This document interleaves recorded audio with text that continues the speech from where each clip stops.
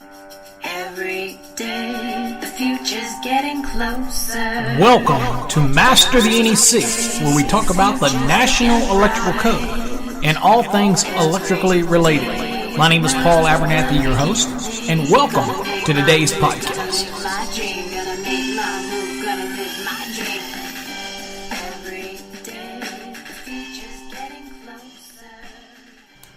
Well, hello everybody. Welcome to another episode of Master the NEC, where we talk about the National Electrical Code. My name is Paul Abernathy, as your host as always. And today's episode, we're going to talk calculations.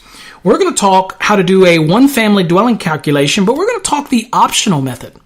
Because the optional method usually results in a smaller service or feeder application. So you have a choice. You can use the standard calculating method for, let's say, one-family dwelling. That's in Part 3. Of the National Electrical Code, Article 220, or you can use Part 4.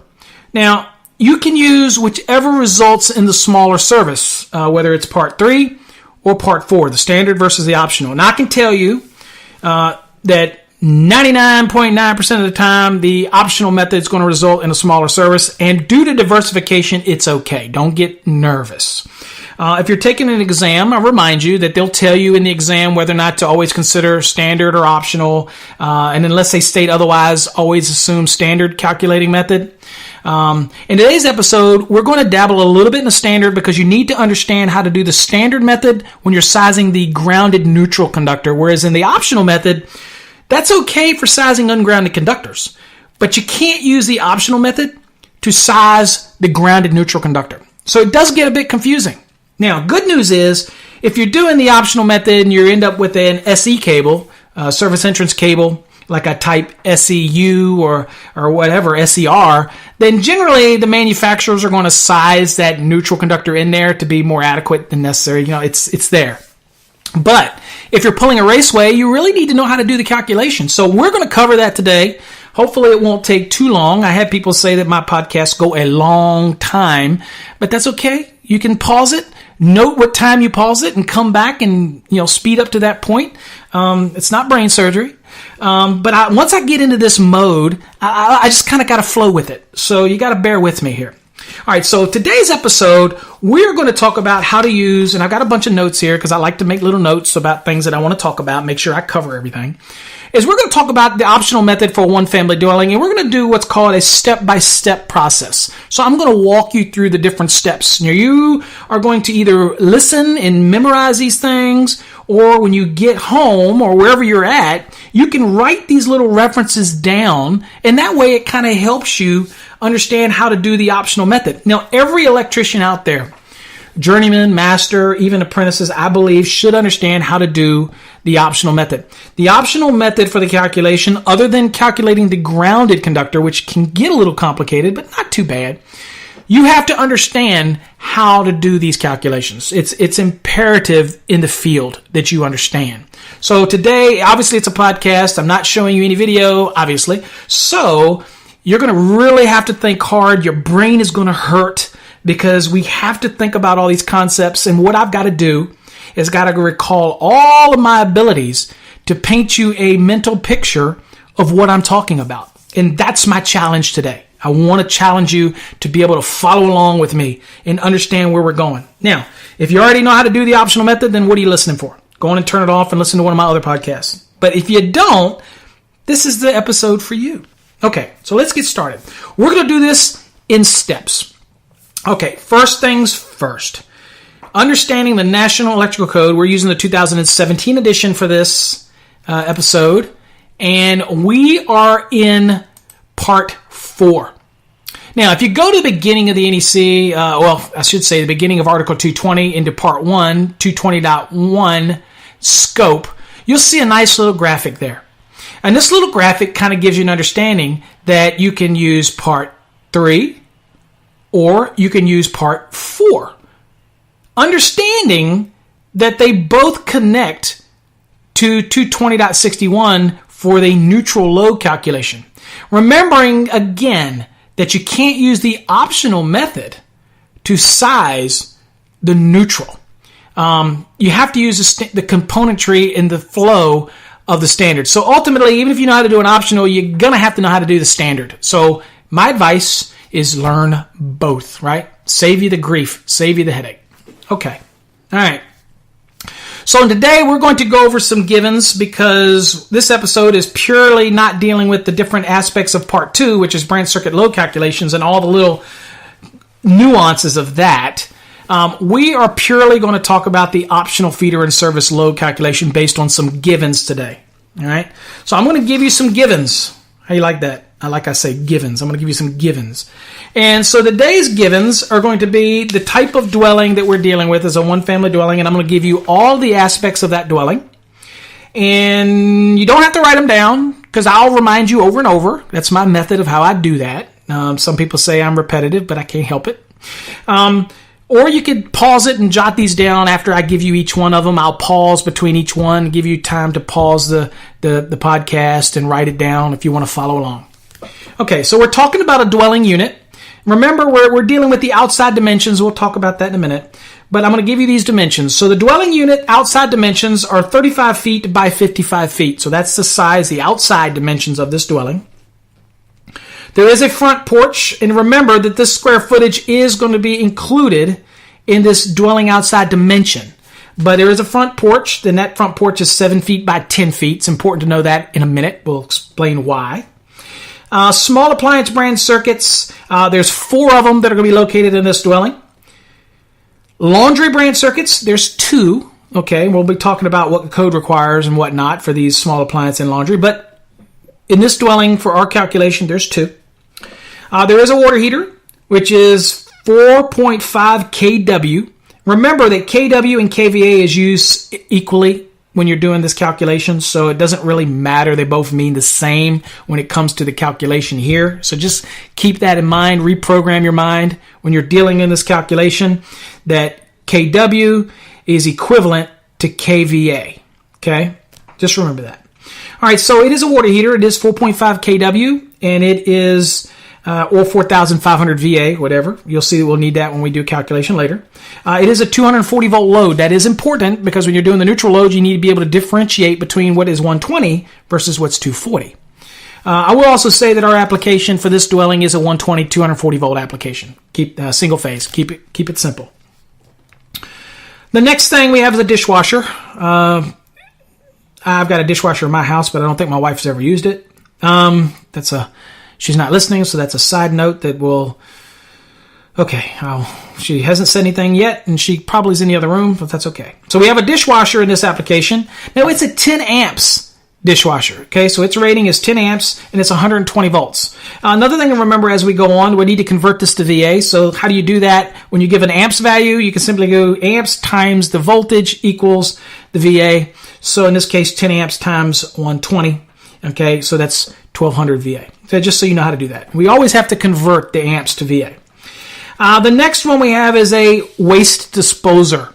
And this is an in-sync waste disposer, and it's given in a horsepower rating, which is a half horsepower. So you're going to need to use the tables in 430.250 or 248 or 247, whatever it is. And of course, in our case here, since we're dealing in an application where we're dealing in single phase applications, then it makes it a little easier for our application, okay? Because so that when we go and we know exactly what we're trying to deal with when it comes to dealing with the motor horsepower. For us, we're going to deal in 430.248 because that's single phase, okay? But those are the tables back there that deal with motors. So I just want to kind of give you an idea of those. The next thing we've got is a trash compactor, and that is given to us in amperage, 7.5 amperes at 120 volts. Important to remember that 120 volts when sizing that neutral. So again, 7.5 times 120, that's what's going to end up giving us our VA. The next we have attic fans. Now we have 3 of them in this house, and each of them pull 4.2 amperes. So we're going to add them all together. That gives us 12.6 amperes, and these are supplied by a 120 volt branch circuit. So remember, they are going to very much be considered as part of the neutral when you're doing that neutral calculation. We have a clothes dryer. Okay, obviously not required by the code to have a clothes dryer, whereas the washing and laundry is required. The dryer is not, but in our case, we do have a dryer. And our dryer's nameplate value is 5.5 kW, or 5,500 VA. And it is a 240 volt load. Again, remembering when we're doing the neutral, that's not going to count for the neutral. Okay, but it's 5.5 kW. The next we have is a counter-mounted cooking unit. It's a cooktop, and it has 7 kW at 240 volts. There's no ranges in this place. There's a cooktop, and then there's a wall-mounted oven. And that wall-mounted oven is at 6 kW. Okay, and that is a 240 volt load as well. So our cooking components is a cooktop at 7 kW and a wall-mounted oven at 6 kW. That's going to be important because remember when we're doing the calculations, what we have to take into account. If we were doing the standard method, okay, what we would do. But since we're doing the optional method, we're going to take nameplate values. So you'll see what we're talking about. But they are 240, so also remember that they don't come into equate when it comes to the neutral calculation. Just remember. The next we have electric heat. So we have 3 banks of 5 kW each. So that results in 15 kW. And of course, those are 240 volt applications. So we're going to compare those to the AC, obviously, when we get into the optional method in 220.82c. But just remember that they are 240 volts. They're not going to be equated in the neutral calculation, but they are very much going to be calculated into the actual ungrounded conductor calculation. So it's 15 kW. That's 3 of them at 5. The next thing we have is air handler, which is whether it's, be honest with you, whether it's cooling or heating, you still got to blow that air around the building, right? So we have an air handler that has a blower motor, and that blower motor is a rating of 3.2 amperes. It's 115 volts, so obviously that's a motor. And so in order to convert that to VA, it's pretty simple. 3.2 amps times 115 volts, and that's going to give you your VA. You'll need that later, trust me. All right, next we have air conditioning compressor. That's the outside unit, and that is at 16.6 amperes. That's what the nameplate is, and that's a 230 volt motor. Okay, so just keep that in mind. It is 230 volt motor, and you'll have to make that equate when you're doing the air conditioning calculation. The next one is the condenser fan motor. Okay, so we have what's called a condenser fan motor. That's part of the condenser. And then, of course, we had that air handler motor. So in this condenser fan motor is 2 amperes, and that is at 115 volts. Okay, so that air conditioning compressor, and we have a condenser fan motor. Okay, so those are all of our loads that we have in there. All right, so where do we even begin? Well, okay, so first things first, I guess, since we determined we're going to use the optional method here, and we're not going to do the neutral calculation yet. We're going to size the service, and we're going to try to find out what the ungrounded conductor sizing is. So, first things first. You need to go to part 4, which is in 220.80 of the National Electrical Code. If you're in the electronic version, I'll just remind you it's on page 78. If it's a paperback version, it's on page 70. Okay? No, excuse me. It's on page 75. My bad. Sorry about that. All right, so part 4. Maybe you have a tab for it. Make it easy. All right, so here's the optional method. So let's read what the general statement says. 220.80 says that the optional feeder or service load calculation shall be permitted in accordance with part 4. So it's permitted to do this. So the general rule or the standard method is part 3. That's what you typically use, but you're allowed to use the optional method. And when you do the optional method, I can do the optional method versus the standard method, and whichever one results in a smaller service, I can use it. Okay? So in this case, we're doing the optional method. Now, let's kind of follow how we do this. And we have to look at 220.82a. And that is the feeder and service load. It says this section applies to a dwelling unit having the total connected load served by a single 122/40 volt or a 208Y 120 volt set of 3-wire service or feeder conductors with an ampacity of 100 amperes or greater. Okay, so 100 amp is the threshold here. Okay, now it shall be permissible to calculate the feeder and service load in accordance with this section instead of the method specified in part 3 of this article. So this is what's giving us the ability to use the optional method, okay, instead of part 3. It goes on to give us the structure of how we do this. It says the calculated load, and that's what we're trying to achieve here. The calculated load shall be the result of adding the loads from 220.82b, which we're going to go through that, and C together. So you add these together. And it also reminds you that the feeder and the service entrance conductors whose calculated load is determined by this optional method shall be permitted to have the neutral load determined by 220.61. And I'll show you how we do that as well in 220.61, which is going to force you to have to understand how to do the standard method, at least in terms of being able to calculate for that neutral conductor. All right, so let's dig into this. What's first? First things first, let's go to B, and that is 220.82b. What are we talking about? The general loads. All right, I kind of told you all the loads that are involved. Okay, we kind of ran down them. So you should have them either written down, or I'll kind of go over them as we go. And so the first thing it says here, it says general loads. It says the general calculated load shall not be less than 100% of the first 10 kVA plus 40% of the remainder of the following loads. Okay, so in this calculation, that first 10 kVA is basically it's 10 kVA. It's the first 10 kVA, you're going to take it at 100%. Everything else in item B here, you're going to be able to take at 40%. Okay, so a good considerable amount of derating.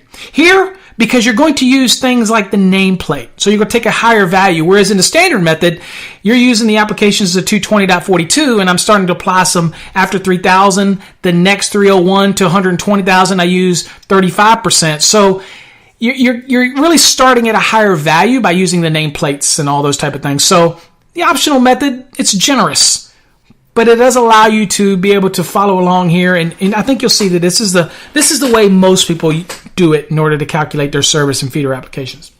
All right, what's number one say? All right, we're going to use the volt amperes per square foot. We're not going to use the 33 volt amperes per square meter. We're not doing that. We like the square feet. That's what we like to use, so that's what we're going to use. So here it says 3 VA per square foot for general lighting and general use receptacles. The floor area for each floor shall be calculated from the outside dimensions of the dwelling unit. Okay? It says the calculated floor area shall not include open porches, garages, or unused or unfinished spaces that are not adaptable for future use. Okay, so open porches, you're going to subtract from your value, and that is your outside dimension value of your dwelling unit, if you consider that porch in your calculation. And we did a minute ago, so I'll show you what I mean. And of course, if you have garages, you don't count the garage. But the one important thing to remember is when it says unused or unfinished space is not adaptable for future use. So you're not going to count things like attics that aren't adaptable, even though it looks like there might be some space up there. Crawl spaces, just common sense. Any areas that are unused or that are unfinished that really can't be adaptable for future use, maybe by the building codes and other types of standards. If that's the case, you're not going to count those in the square footage that you're using here. Now, in our case, what did I tell you? We had a front porch.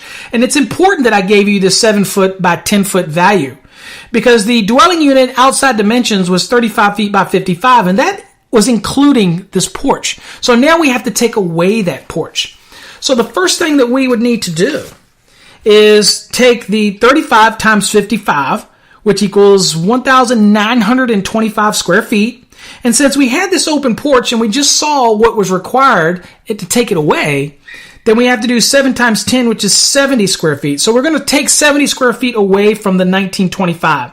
And that's going to give us 1,855 square feet. So that's what we're working with. So on your piece of paper or in your mental note, whatever you're doing, this is the very first item we're dealing with. We're going to try to deal with what's called the general lighting and receptacle loads, and that's what we're going to deal with. All right? So that's what we're doing here. So the first thing is first is we know that we had the application for 1,855, but it says right here 3 VA per square foot. So it's 3 times 1,855 is 5,565. Write that down. That's your number one line, first line. Next, let's go on down the list. The next one was, okay, well, it's 1,500 VA, for each 2-wire 20 ampere small appliance branch circuit and each laundry circuit covered in 210.11C1. C1 is dealing with those minimum of 2 small appliance branch circuits, and C2 says a minimum of 1 laundry circuit. In our case, what did we say? We said that our house has 4 small appliance branch circuits and 2 laundry circuits. So remember, this is another big mistake that people do when they do a calculation. Just because 210.11C1 and 210.11C2 talk about the minimums, if I put more of them in there, I have to account for them. And they are both at 1500 VA each. So in our case here, line 1 was 5565. That's our general lighting and receptacle loads. Line 2 is going to be our small appliance branch circuit loads. So where do we get that value? Well, under 220.82B2, that would be 1500 VA times 4. And that is 6000 VA. So I'm going to write that down. That's my next line. Okay, step by step. The next thing I'm dealing with is still in item 2 here, is my laundry. So I said that I had 2 laundry circuits. Even though the code only requires it 1 as a minimum, I have 2. That's what I've chosen to do in my design. So I've got to count for both of those. So it's 1500 times 2. So that equals 3000 VA. So in line 3, I'm writing that down. 3000 VA. And that's where I'm at. So I have 5565, I have 6000, and I have 3000. That's covering our general lighting and receptacle loads. That's covering our small appliance branch circuits. And that's covering our laundry branch circuits. Now, let's keep on moving down the list. So all we're really doing is adding up the numbers. It's that simple. So what does item 3 say here in 220.82B3? It says the nameplate rating of the following. Okay, what's the first one say? A. It says all appliances that are fastened in place, permanently connected, or located to be on a specific circuit. Okay, so what do we have? All right, well, we have a bunch of things. We have cooktop, we have an oven, we have a clothes dryer, a disposal, we have 3 of those attic fans if you remember. We have the water heater, we have a dishwasher, and we have a compactor, the trash compactor. Those are all of our appliances that are fastened in place, okay, or have a specific circuit dedicated to them. So let's do each one of them. Now we're going to write these down. So this is item number 4 in your list, but we're going to kind of just do a running list here, and we're going to convert all these things into VA because these are what we're dealing with because we're following what it says here in B. So the first thing was the water heater. So that water heater, if you remember, was 4.5 kW, which we're going to convert to VA. So we all know that is 4.5 kW is the conversion of 4.5 kW is pretty simple. You just take 4.5, okay, and you're doing that times 1,000. That's 4,500 VA. So that's what you're at. So I won't repeat that again. That's pretty simple math, but that's what we've got. So write it down. That's item number 1. You can write water heater and then put 4,500. The next thing we want to deal with is the dishwasher. Now, the dishwasher was 10 amperes at 120 volts. Remember we said we got to convert these things to VA in order to do this math? So remember Ohm's law. Remember the simple is, in this case, take the amps times the volts is going to give us what the VA is we need. So in this case, it was 10. We'll do it together. 10 times 120 is 1,200. So that's our VA. So we write that down. And remember, watts and VA for this calculation are synonymous. So don't get eat up in that. All right, the next one we're dealing with is the trash compactor. Now that trash compactor, if you remember, was 7.5 amperes at 120 volts. Same thing applies. 7.5 times 120. And that is 900. So that's your VA. Write that down. That's your third item, the trash compactor, 900 VA. The next thing we're dealing with is the dryer. Now remember, in the standard method, it says 5,000 watts or the nameplate, whichever is larger. Remembering now that this rule here specifically said in B3, take nameplates. So the nameplate was 5,500 or 5.5. That was what the value is, 5.5 kW. Again, we converted that 5.5 times 1,000, so that's 5,500. So we're writing that down. That's our VA. So we write that down. Clothes dryer, 5,500. The next thing we're dealing with is a disposer. Okay, in-sink waste disposer. That's It's really a motor if you know what I'm talking about. Because of the values here, that's the only one that was given in horsepower. So kind of dead giveaway, and that's important to understand later. But that is the motor that's given in horsepower ratings. So in that case, it's a half horsepower.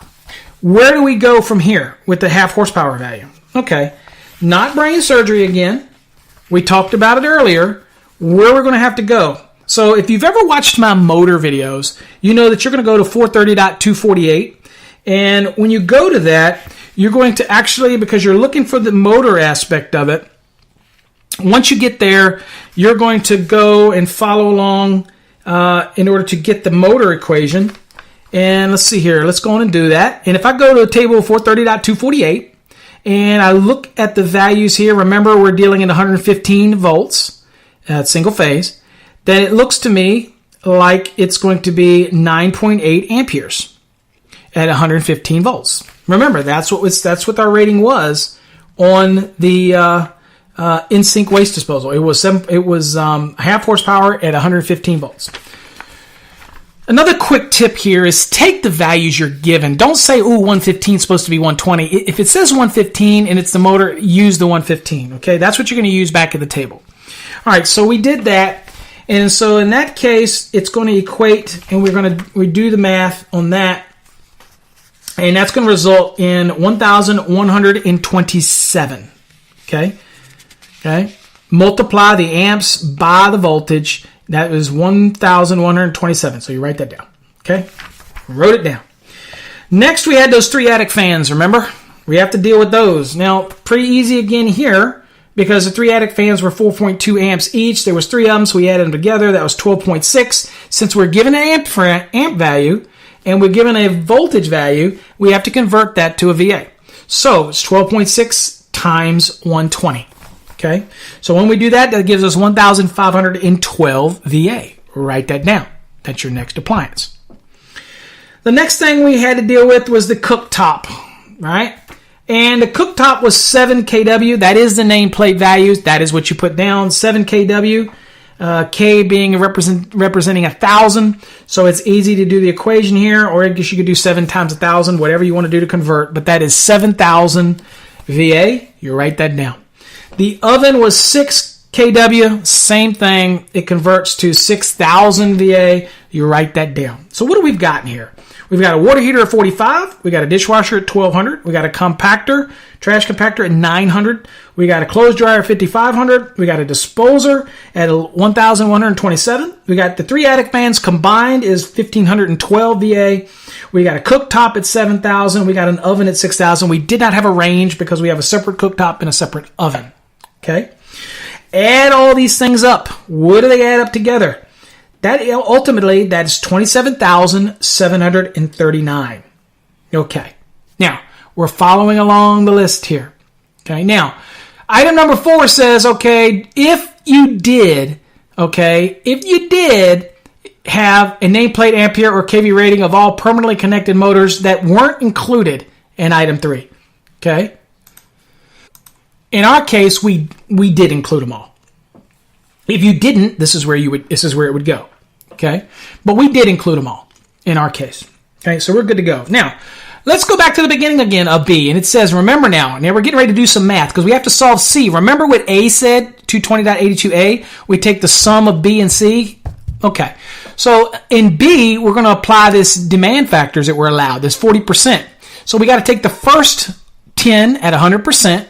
And then take the remainder at 40%. So how do we do that? Well, there's a simple way to do that. Start out with adding what we did in steps 1, 2, and 3, which was the 55, 65, the 6,000, and the 3,000.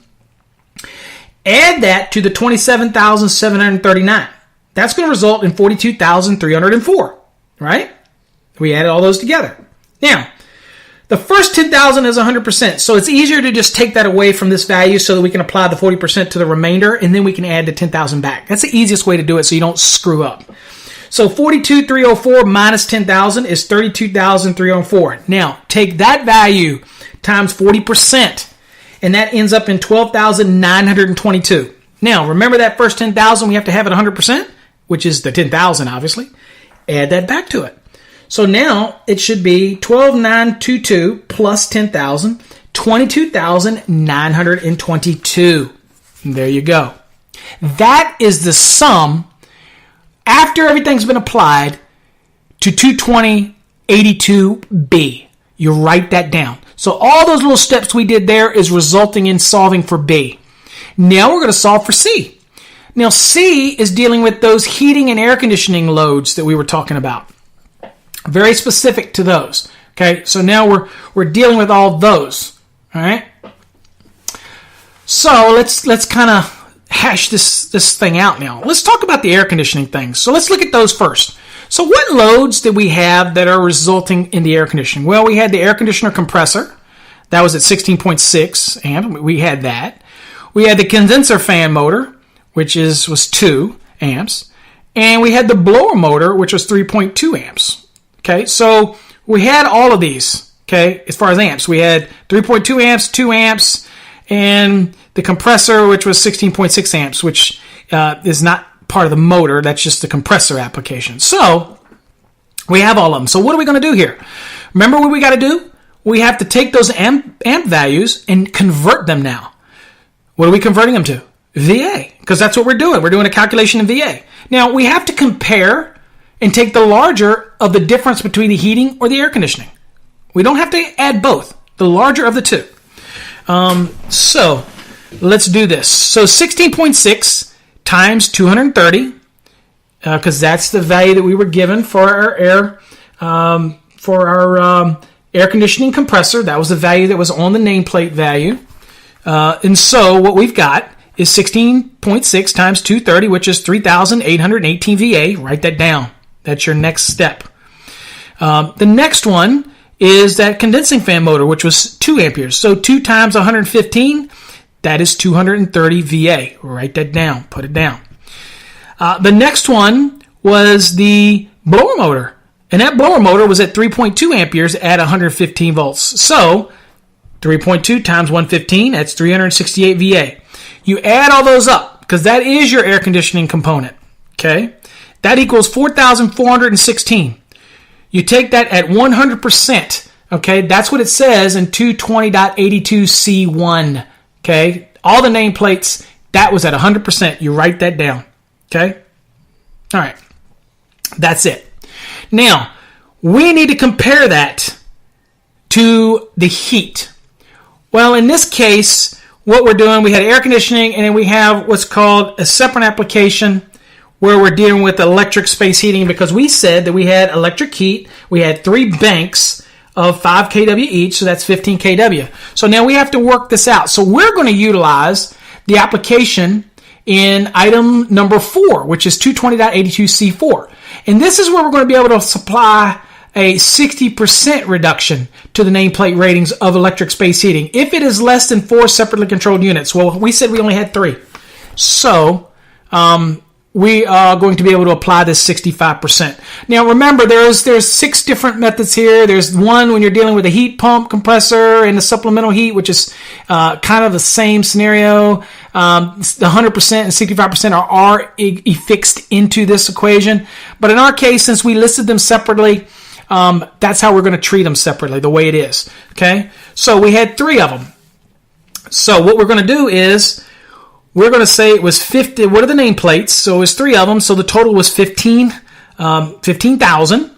Okay? But we get to take the 15,000. But one other thing we got to remember, we're taking all of the heat components. Remember that blower motor that we use for the air conditioning? Well, that's still very much applicable here because it's still got to be equated in here because it is going to be on. Okay, where the air conditioning might not be on, the blower will be. So when the heat's running, the air conditioning won't be on. Kind of would be stupid if it was. But the blower motor will be running. So that's important. Okay, so you have to take into fact that blower motor. So 3.2 times 15, remember we did earlier? That's 368 VA. We have to add that to it. So it's the 15,000, which is the 3.5 kW. Added together, plus the 368. That gives us a total of 15,368 VA. Now, here we get to apply the 65%. So we take the 15,368 times 65%, and that results in 9,989. Now, I compare that To the 4,416, I take the larger of the two. Obviously, I get to omit the air conditioning, and I have to use the heat. So the heat goes into my equation. So the next step is to find the total VA demand load.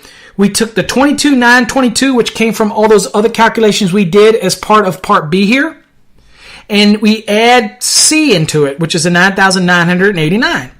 That results in 32,911. That is now our demand load, okay?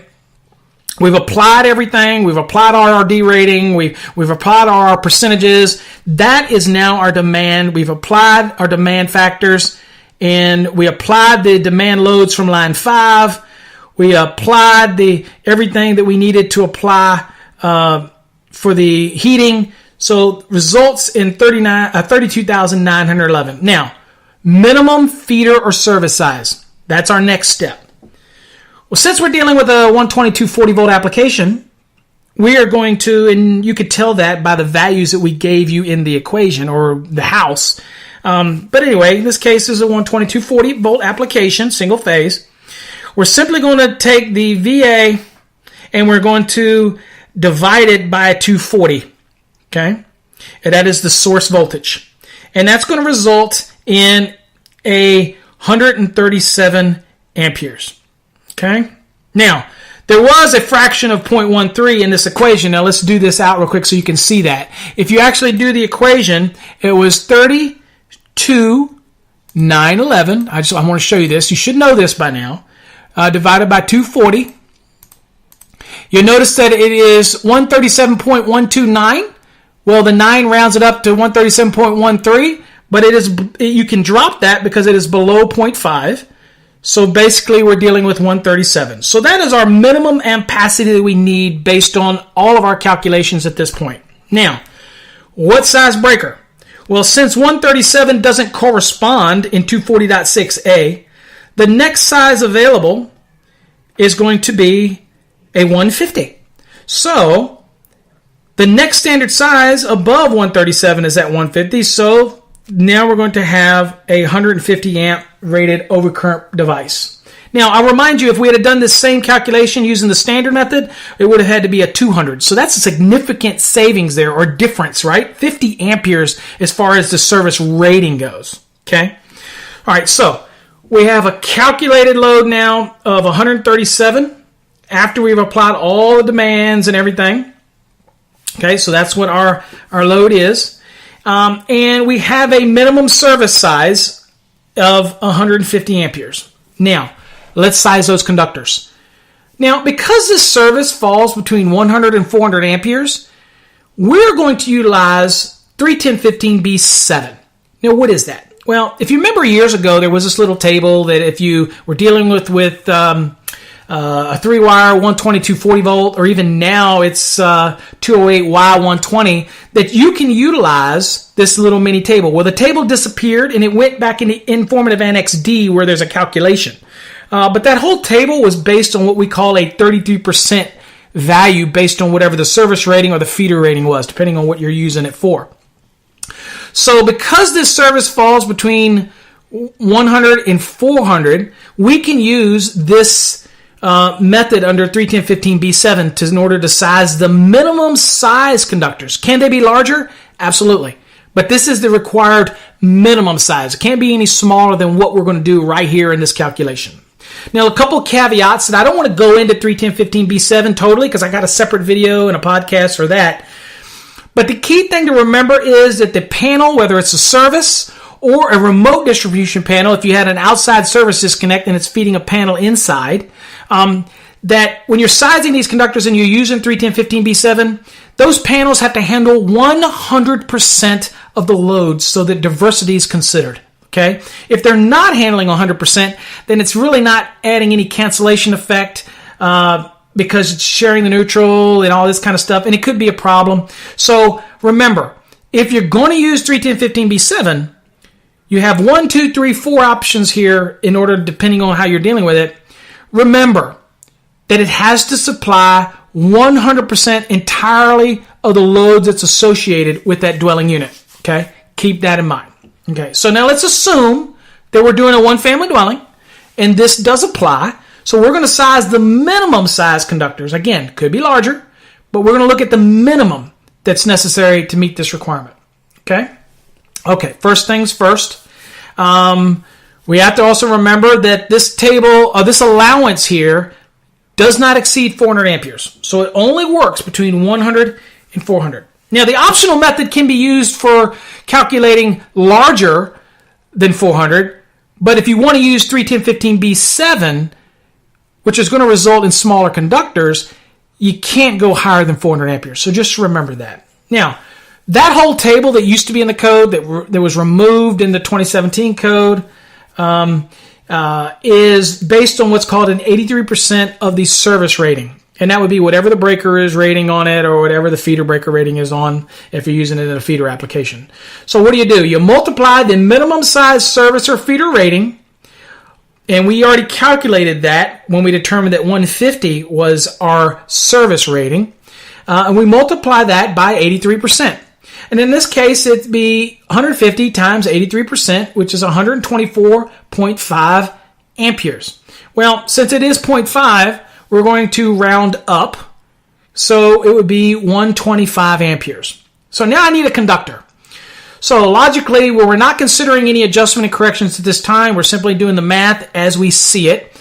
I will remind you that the whole reason that the table was removed and we went to a percentage was remind the installer that if you have adjustment and corrections and they do apply, that you can use a 90-degree value in 31015B16, that's the Ampacity table, for adjustment and corrections, as long as you don't exceed the values that are held in the 75-degree column, if that's what your terminal's ratings are listed for, and with 60 if that's what they're listed for. So remember, you can use the 90 for adjustment and corrections, but you've got to be very conscious of what the requirements are in 110.14c. Okay, so keep that in mind.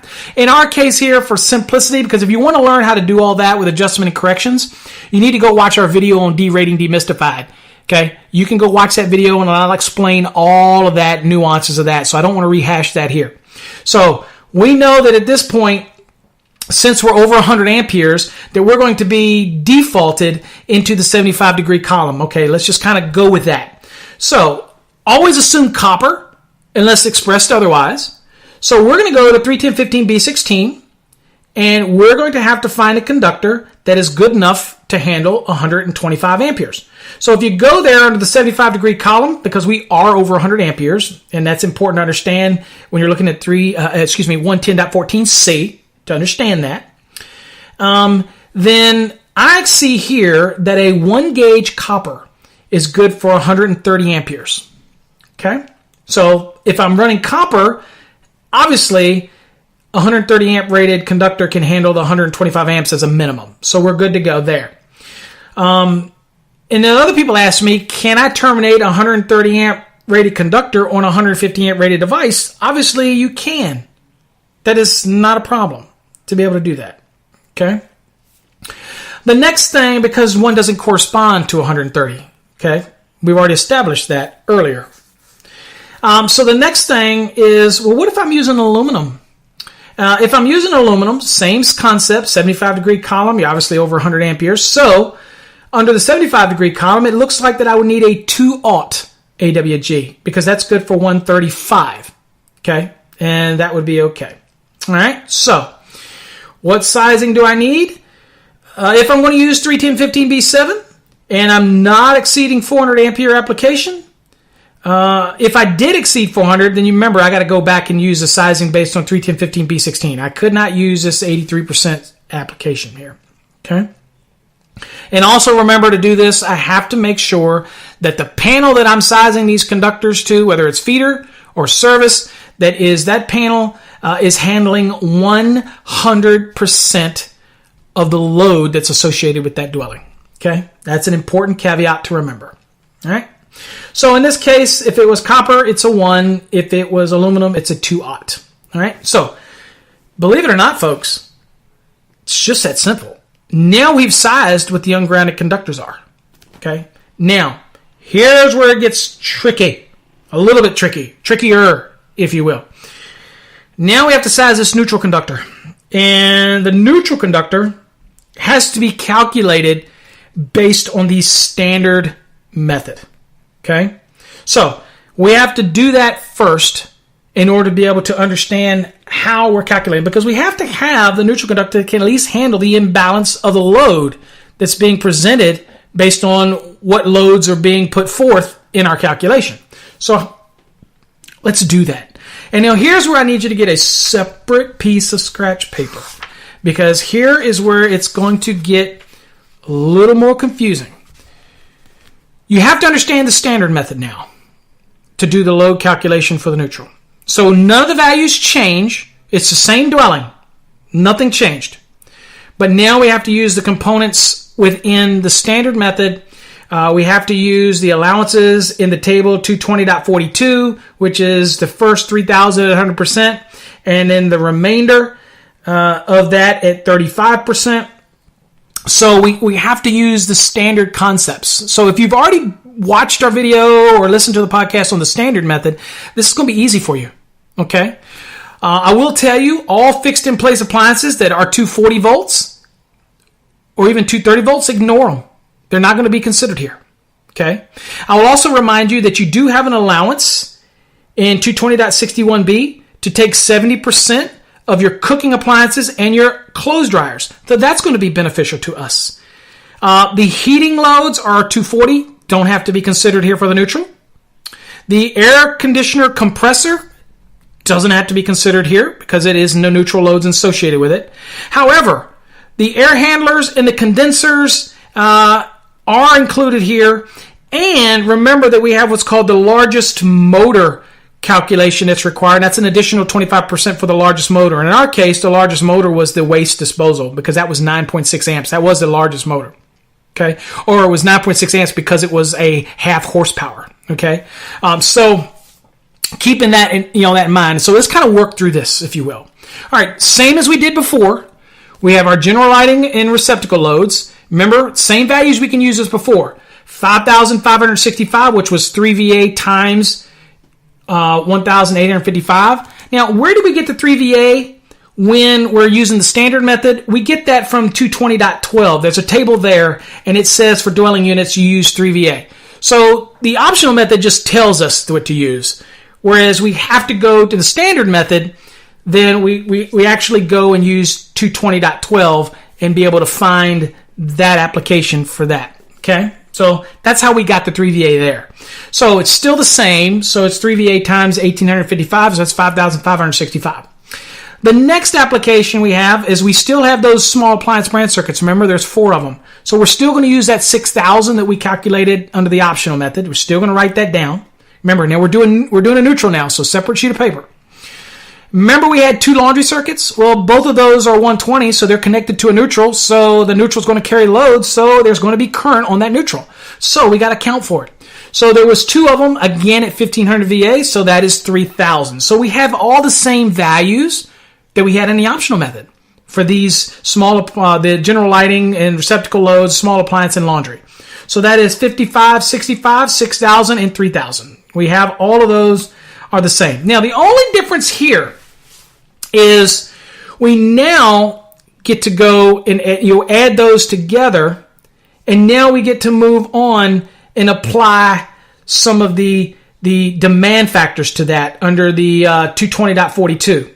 And what are they? Well, we add the 55, 65, the 6,000, and 3,000 together, and what do we get? 14,565. So this is different. Remember, this is different than the optional now. We add those together. Then we supply the demand factor that's found in 220.42. And what does that say? The first 3,000 at 100%, okay, and the remainder is at 35%, okay? Because if you remember, and let's go back and look at that table because I want you to kind of get an understanding of how this table works. Not that we're doing the standard method, but I just want you to see that it says the first 3,000 is at 100%, and of course the next 117,000 is going to be at 35%. Okay, and we're not over 100. We're not over the 120, and we're certainly not going to exceed the 117. That is the value above 3,000. So we're definitely going to use the 130 and 100% for the first 3,000, and then 35% for the remainder. That's what we're going to do. So in our case, it was 14,565 minus a 3,000. That was 11,565 times 35%. And that equals 4,048. Now, remember, we got to add the 3,000 back into it because we took that at 100%. So it's 3,000 plus 4,048. So that's 7,048. Write that down. That is your first equation or first value, okay, for your neutral calculation. Now we get to move on to the appliances. All right, now let's look at each one of them. What about the water heater? Well, that's 240, so it doesn't need anything. That's the pure appliance, okay? The next was the dishwasher. Well, that is 120 volt, so we take the value that we calculated earlier, which is a 1200 VA, and we write that down, so jot that down. The next was the in-sink waste disposal. We had to do the math, 9.6 times the 120. Or actually, what was that? 9.6 times, I believe it was 115. I believe that's what it was, yes. So that is what gave us the value of the VA of 1,127. So we already have that. We should have that already. So we wrote that down. The next is a trash compactor. And that trash compactor was 7.5 amperes and 120 volts. So it definitely is 120. So it's going to be in use here. And we did that 7.5 times 120. That's 900 VA. So we write that down. So this is very much a part of, remember, it's all the things that are connected to the neutral. The next thing we have is the 3 attic fans. All of those were 120 volts. So they obviously all are connected. We already did this math earlier because the result was at 4.2 amps each times 3 was 12.6, and that was times 120. So we did that, and that resulted in 1,512 VA. So of the appliances that are fastened in place, we got the dishwasher, we have the in-sink waste disposal, we have the trash compactor, and we have the 3 attic fans. So that total is 4,739. So you add that right there next. So you have the 7,048, which is the first step we did, and you want to go plus, okay,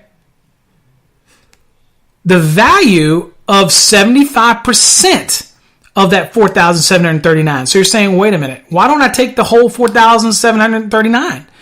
Because if you're using the standard method, you're allowed under 220.53, if you have 4 or more units, then I can take another demand value of 75%. That's a beautiful thing. So you take that 4,735, you do it times 75%. That's going to result in 3,554. See how I did that? So you had your total value, and you're allowed to apply the 75%. Now, the reason I say it like that is because I don't want you to get confused. If you have 3 or less, then you're going to take it at its full value. You don't get to apply the 75% demand factor. Okay? Keep that in mind. It's diversity, baby. All right, so the next thing we're dealing with is the clothes dryer. Now, you take that clothes dryer, and the beauty of this is that when you're doing the neutral, that 220.61b says that I can take a neutral demand at 70% for this application. All right. So I'm taking it at 70%. So I'm going to take that value and remember what it was, okay, when I'm doing that calculation. And that is 5,500, because that was 5,000 or the nameplate, whichever is greater. 5,500 is greater than 5,000, obviously. So I'm allowed to apply 220.61 to this application. You saw that earlier when it made note to that in 220.82a says that I could use 220.61. So I'm using it. I'm using it right now. So in that application, I'm doing it at 70%. So I write that down. So it's 3,850. That is 70% of 5,500. The next is the cooking appliances.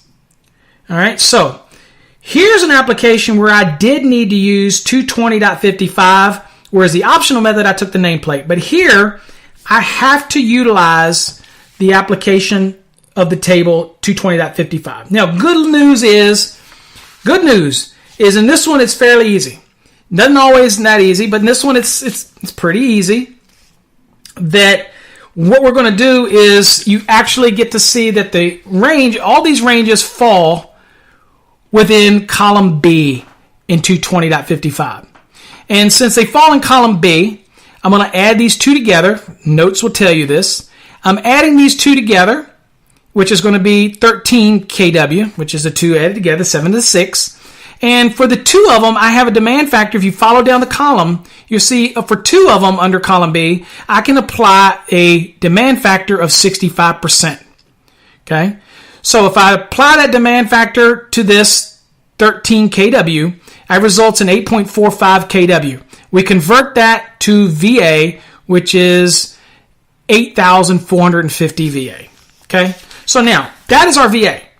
Now I'm going to apply 70% to that, excuse me. So I'm going to take 8,000, and let's see, did I write? Yeah, 8,450.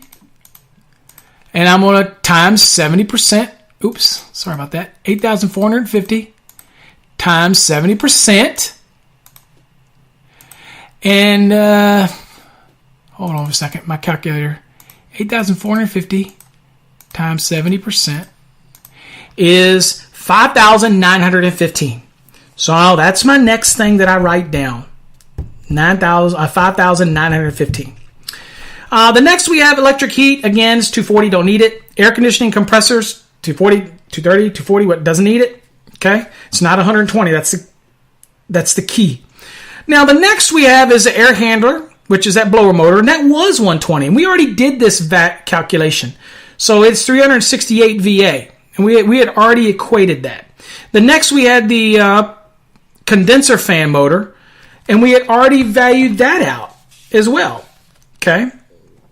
So that was 230 VA. Now, if you say to yourself, I forgot where we did that, remember that you're simply, if it is a ampere rating, you take the ampere times the voltage rating, and that's going to give you the VA. And that's how we did that. Okay, the condenser fan motor was 2 amperes, 2 times 115 volts. That's how we did it. Okay, don't get lost. Stay with me. Stay with me, friends.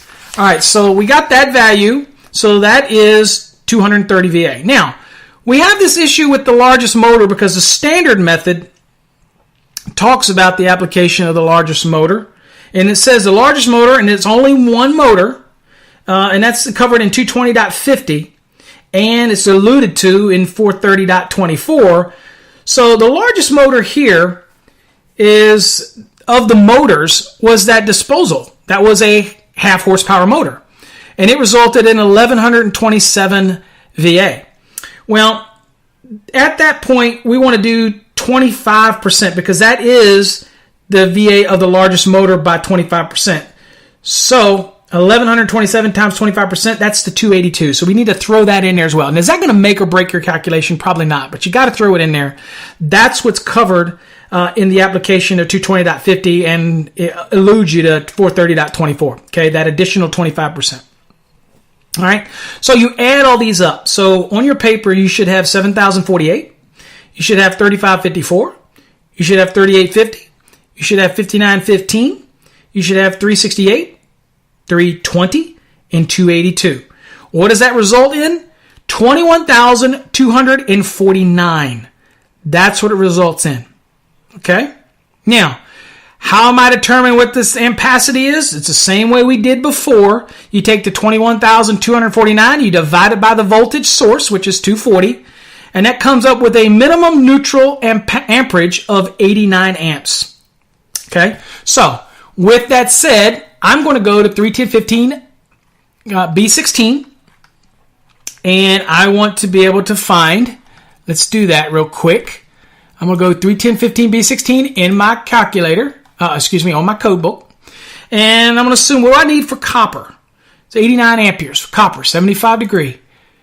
It looks like I need to have a 3 copper because a 4 is 85, so I need to have a 3 copper. What about aluminum? What do I need for aluminum? Well, under 75 degrees C, it looks like that I need a 2 aluminum. So minimum size there. Now, here's another remind you. 250.24C1 also states that the grounded conductors shall not be smaller than required in table 250.102C1. Now, we've already done the calculation based on what we need based on the variables in 215.2, 220.61, 230.42, all of those rules that say it has to handle the loads and all this goodies. We did the calculation. We know what it's got to handle. But we know that we also now have to compare it to 250.102C1 because 250.24C1 tells us to. So we want to go in our code book to 250.102C1 just to compare, because it can't be smaller than that. So I'm going to do in my code book, and I'm going to run on down to that table. And if you're not familiar with that table, then you're new to the 2017 code. In the table here, I don't know, it might have been in the 14, I can't remember, but I know it was in the 17. But here it is, and you look at this table, and you see that it's titled grounded conductor. So it can't be smaller than what's specified in this table. But we already know what we calculated, 3 copper and 2 aluminum, in order to handle the load that we did the calculation for. But we just need to make sure that those aren't smaller than what this table requires. And so I'm here at the table, and it seemed like the ungrounded conductors that we calculated already, remember when we did the optional method? We already did that, right? And we said that it was 1 copper or 2 aluminum. Let's see here. Under 1 copper, it says that it could be a 6 copper, or a 2-aught aluminum could be a 4. Well, we already know that's not going to work. Okay? And we obviously can't be smaller than those. But based on the calculations that we did, we know that our neutral conductor has to be at least a 3 copper or a 2 aluminum. And that's how we do it. Now, again, good news. If you're sizing this and all based on service entrance conductors, as saying a cable, like an SE cable, SEU, or an SER, then the requirements of UL 854 is already going to take this into account for you, and you should be fine. If you're pulling conductors in a raceway, then you might need to do this calculation. But the important thing I want to convey here is that you had to use the standard method in order to calculate this. You couldn't use the optional method. It's not complicated, all right, to do that, okay? All right, so now, with all that said, we don't want to leave this all hanging, okay? We don't want to leave it hanging. We want to make sure that we also go on and size the grounding electrode conductor, right? We want to make sure that we do that. We want to leave it all hanging out here at the end and not size that sucker, because we want to go on and do that. Grounding electrode conductor. Okay, so if we're following table 250.66, if we're using a ground rod, then we would only need a 6 copper, regardless of the size here. If we were using a concrete case electrode, we wouldn't need to be larger than a 4. If we were using a ground ring, a 2 would be what we needed. But in this case, let's say we had ground rods, so that grounding electrode conductor would be a 6. And that would be based on 250.66a. And that would be example. Now, if it was water pipe, or if it was steel, in-ground steel, then you're going to use the values that are in the table. You're not allowed to really use 250.66 A, B, and C. So just kind of remember the two and how you're doing it. In our case, we're going to make it simple. We're doing ground rods. So 250.66 A is going to lead the day, and that says that it does not have to be larger than the 6 copper or a 4 aluminum wire. I'll remind you that the 4 aluminum can't be terminated within 18 inches of the earth, so you're probably going to end up using copper, although, again, just want to let you know your options here. All right. Well, hopefully I have covered it and that you understand the concept. All right. It's just that simple, folks. That is how you do the optional method. If you have any questions or any of this was confusing, please contact me. Email me. Info at masterthenec.com or info at electricalcodeacademy.com. You know, you can ask me questions. I'm not going to charge you a consulting fee. We're all learning together, right? Just ask the question. But that's how you do the optional method. Couple takeaways. Remember, you have to have at least 2 small appliances and at least 1 laundry circuit. If you have more than that, then you have to do 1,500 VA for each one, and you got to count all of them. You don't just stop at 2 for the small appliances. If I've got 4 small appliance branch circuits, I have to equate 4 into my calculation. Okay? Keep those things in mind. Don't make it complicated. All right? At all.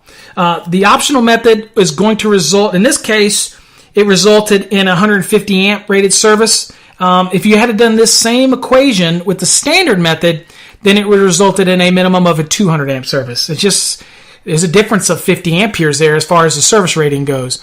And of course, since we're sizing the conductors in 31015B7 based on the service or feeder rating, obviously that's going to result in a bigger conductor. Okay, so again, bigger conductors, it costs more money. Bigger services cost more money. You don't have to use 31015B7 for the minimum size service conductors if you don't want to, or feeder conductors. You could size them based on 31015B16 if you want. Bigger is okay.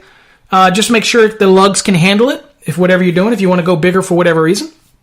Also remember, if you're using 31015B7, that adjustment and corrections do apply. In our example, we didn't equate any temperature applications or we didn't exceed the 3 current carrying conductors, so it really wasn't an issue here for us. But I will remind you that back in Informative Annex D, there is an example of a calculation.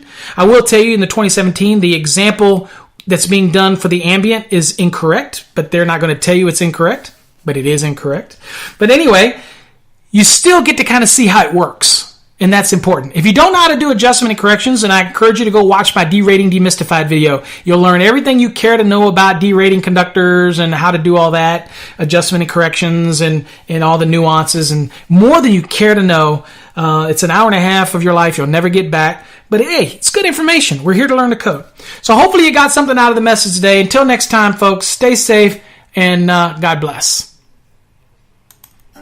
Every day, the future's getting closer. Every day, the future's looking bright. Every day is another beginning.